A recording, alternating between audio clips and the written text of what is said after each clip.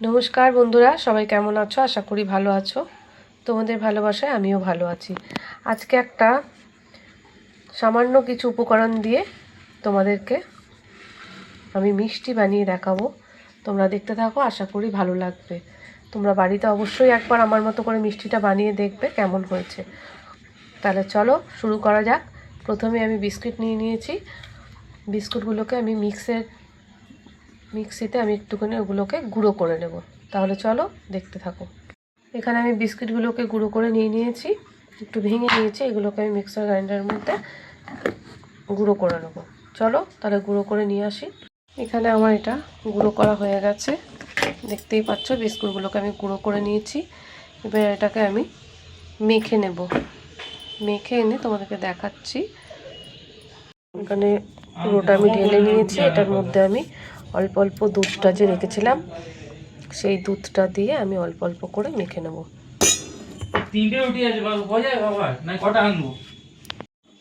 আমি এরকম করে অল্প দুধ দিয়ে মেখে নিয়েছি। আমার একটু এর মধ্যে একটু সামান্য গুঁড়ো দুধও আমি ইউজ করেছি, সেটা স্কিপ হয়ে গেছে। সেই জন্য আমি তোমাদেরকে বলে দিলাম, সামান্য একটু গুঁড়ো দুধ আমি দিয়েছি। আর দেখতেই পাচ্ছ আমি এরকমভাবে মেখে নিয়েছি। এবার এগুলোকে শেপ দিয়ে নেব, ভালো করে শেপ দেবো। তোমরা লম্বাও করতে পারো, গোলও করতে পারো, যেরকম ইচ্ছা তোমরা সেরকমভাবে বানিয়ে নিতে পারো। আমি এটাকে গোল শেপ করে আর একটু লম্বা লম্বা শেপও দেব, করে তোমাদেরকে দেখাচ্ছি। অল্প করেই বানিয়েছি, কিছুটা গোল শেপ দিয়েছি আর একটু লম্বা এরকম শেপ দিয়ে নিয়েছি। এগুলোকে আমি এবার তেলে ভেজে নেব। চলো এটা আমি তেলে ভেজে নিই। এখানে কড়াইতে তেল বসিয়ে দিয়েছি, দেখতেই পাচ্ছ। আর এখানে জল বসিয়ে দিয়েছি শিরা তৈরি করার জন্য। জলটা গরম হলে আমি চিনিটা, লবঙ্গটা, এলাচটা দিয়ে দেব। এখানে দেখতে পাচ্ছ চিনি আর এটা নিয়েছি, এটা আমি একবারেই দিয়ে দেব জলের মধ্যে। যেটা জল নিয়েছি সেটার মধ্যে শিরা তৈরি করার জন্য। আর এখানে নিয়েছি লেবুটা আমি কি করছি সেটাও তোমাদেরকে দেখাবো। জলটা একটু গরম হচ্ছে, শিরাটা তৈরি করার জন্য আমি চিনিটা ঢেলে দিলাম। চিনিটা এখানে এখানে তৈরি হবে, আর আমি এদিকে ততক্ষণে এগুলো ভেজে নেব। ভাজার সঙ্গে সঙ্গে কিন্তু শিরাটার মধ্যে আমি দিয়ে দেব।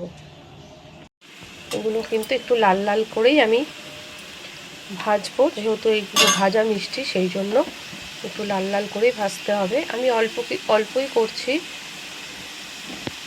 বাড়িতে আছি বলে টুকটাক রেসিপিগুলো তোমাদের সঙ্গে শেয়ার করতে পারছি।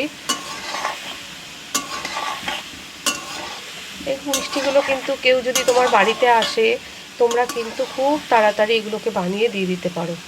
কথা বলতে বলতেই কিন্তু এই মিষ্টিটা তৈরি হয়ে যাবে।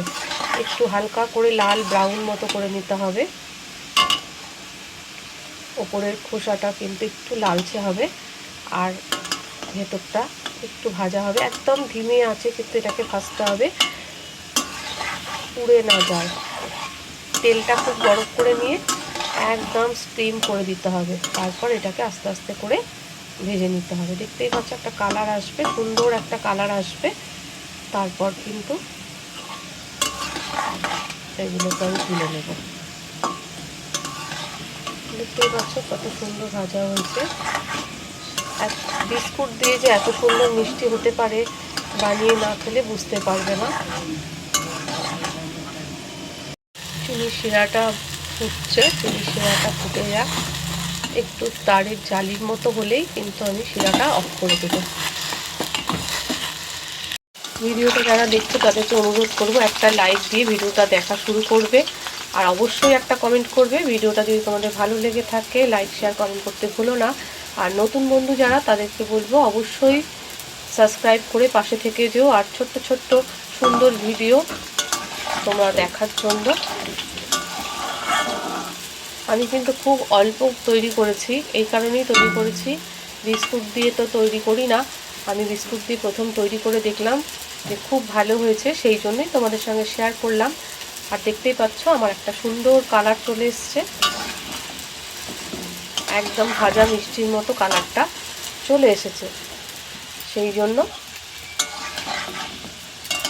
এবার কিন্তু আমার একদম ভাজাটা কমপ্লিট। এর থেকে আর কালো করব না, এই কালারটা দেখতে বেশি ভালো লাগছে সেই জন্য। দেখো তোমাদের নাবিয়ে ভেজেছি, ভাজার পরে কালারটা কত সুন্দর এসেছে। এবার আমি এগুলো চিনি শিরাতে দিয়ে দেবো। চিনি শিরা কিন্তু আমার একদম রেডি। আর এখানে আমি এটা কমিয়ে দিলাম, দেখতেই পাচ্ছ আমার চিনি শিরাটা কমপ্লিট।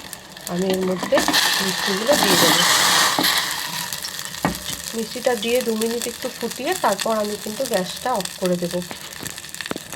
ঠান্ডা হয়ে গেলে তোমাদেরকে দেখাবো যে কেমন হলো, কতটা সফট হলো সেটা তোমাদেরকে আমি দেখাবো।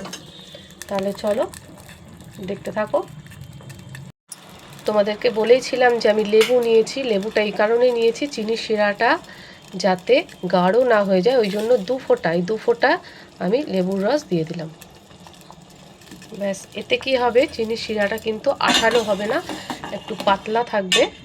সেই জন্য 2 ফোঁটা, বেশি নয়, 2 ফোঁটা লেবুর রস দিলে কিন্তু তোমাদের এই মিষ্টিটা খেতে দারুণ হবে। চিনি শিরাটা আঠালো হবে না, পাতলা থাকবে, আর ভেতরে একদম মিষ্টিটা ঠিকঠাক যাবে। তাহলে আমার এই টিপসটা কেমন লাগলো অবশ্যই কমেন্ট বক্সে জানিও। দেখতেই পাচ্ছ ঠান্ডা হয়ে গেছে, আমি নামিয়ে নিয়েছি মিষ্টিটা। প্রথমবার এই বিস্কুট দিয়ে আমি মিষ্টি বানিয়েছি, তোমাদের সঙ্গে শেয়ার করলাম। ভিডিওটা যদি তোমাদের ভালো লেগে থাকে লাইক শেয়ার কমেন্ট করতে ভুলো না বন্ধুরা। আর একবার অবশ্যই বাড়িতে বানিয়ে তোমরা দেখতেই পারো কেমন হয়েছে। ভিডিওটা এখানেই শেষ করছি। সবাই ভালো থেকো, সুস্থ থেকো, অনেক অনেক ভালোবাসা।